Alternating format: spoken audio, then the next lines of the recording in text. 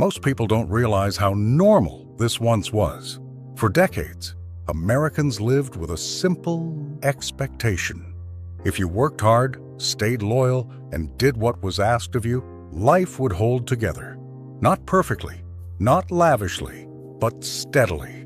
A job that paid the bills, a home you could keep, a future that felt predictable. Then something changed.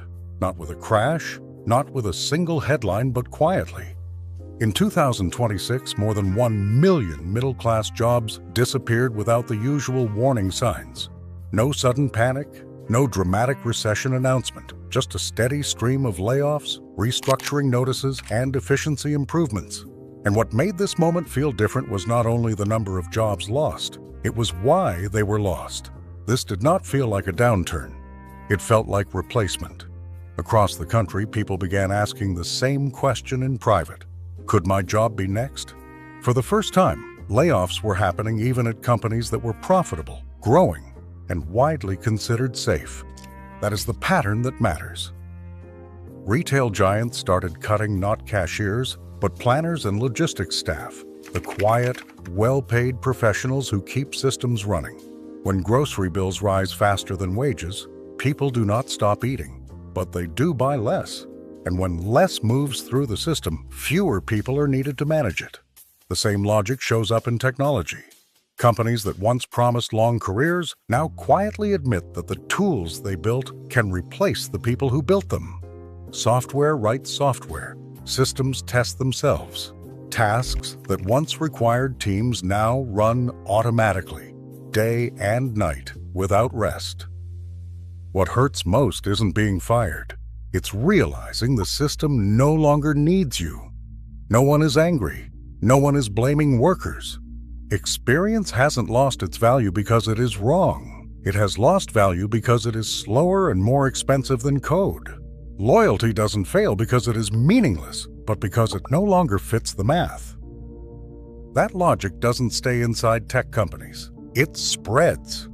Logistics firms invest billions in automation while cutting stable, union-protected jobs. Airlines reduce engineering and safety roles while insisting everything remains under control. Car manufacturers scale back the very future jobs people believed would be untouchable because consumers simply can't afford the future being built. As jobs disappear, something else weakens quietly. The places built around those jobs. Some communities can absorb shocks. They have savings, diverse industries, and room to maneuver. Others don't. When layoffs hit regions dependent on manufacturing, tourism, energy, or shipping, the damage compounds. Spending drops. Local businesses suffer. Tax revenue shrinks. Public services weaken exactly when people need them most. This is how economic pressure turns into social strain.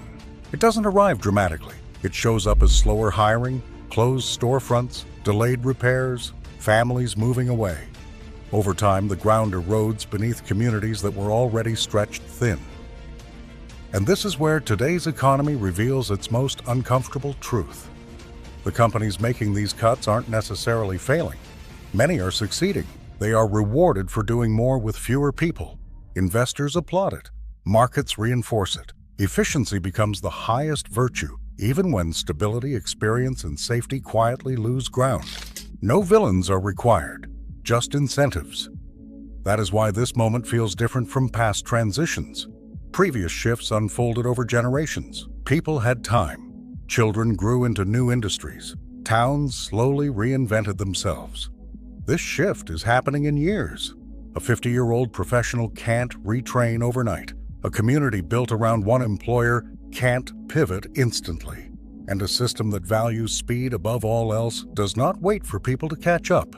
So what does this look like right now? It looks like households cutting back quietly, downgrading plans, delaying purchases, letting online carts sit unbought. It looks like companies calling it transformation, while workers feel something closer to loss. It looks like states with limited reserves facing hard choices with very little margin for error. The economy is becoming more productive and less dependent on human labor. That contradiction sits at the center of everything. This is not about fear. And it is not about blame. It is about understanding that the old assumptions no longer hold the way they once did. The promise was simple: work hard, stay loyal, and you will be okay. That promise is not disappearing all at once. It is being rewritten quietly. And the most important question now is not whether that is fair. It is whether we recognize it in time. These changes do not happen all at once. They unfold quietly over time, often without much notice. Understanding them is not about fear or blame. It is about seeing the world as it is today. I hope you found this video interesting. Let me know what you think in the comments. If you would like to explore more of how everyday life is quietly changed, you are welcome to subscribe. Thank you for watching, and I will see you in the next video.